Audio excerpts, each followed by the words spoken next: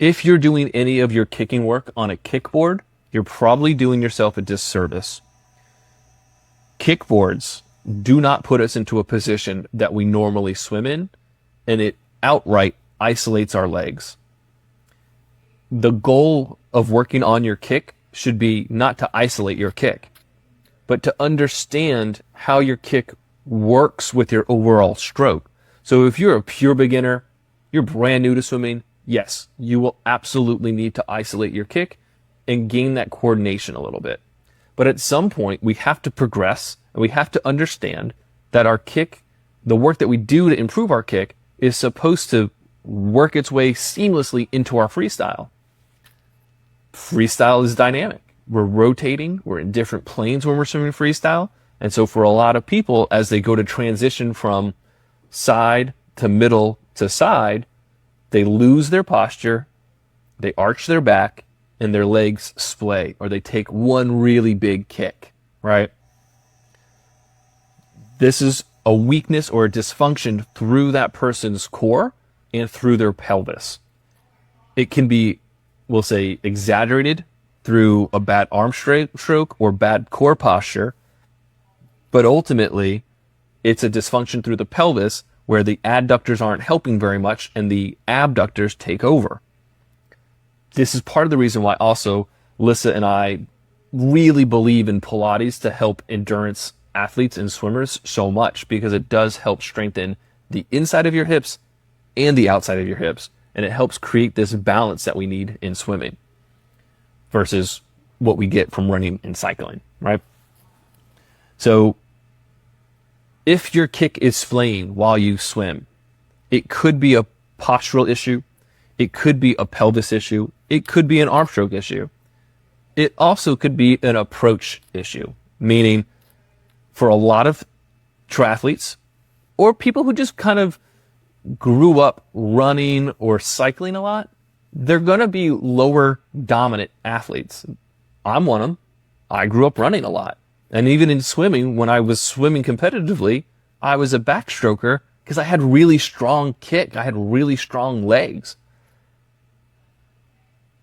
Because of this, I've had to retrain my body and my nervous system to rely on my arms more than my legs. You will also have to do that. Your legs, even though you want to use them a lot, do not cause rotation. And so sometimes what people do when they're stronger through their legs is they'll take one really big kick to help them switch over to their side as they rotate and they swim. But their legs should not be helping them do that. The goal of the legs is to stay behind the pelvis. Your legs do help you rotate, but not in one big push. Basically, if you take one kick to help you rotate, it's probably more like supposed to take you 3 kicks to help you rotate that were smaller and more frequent. I like to invoke the image for my swimmers that just below their feet at the flat spot of their swim are a pair of bongo drums. And at 45 degrees on the right side of their feet is another pair of bongo drums. And at 45 degrees on the left side of their feet is another pair of bongo drums. And as they swim, they have to try to kick and play the bongo drums through the rotation, through the flat spot, through the other side, and just trying to find their best impression of Ricky Ricardo. Babaloo, right? So, think about that the next time you go swim.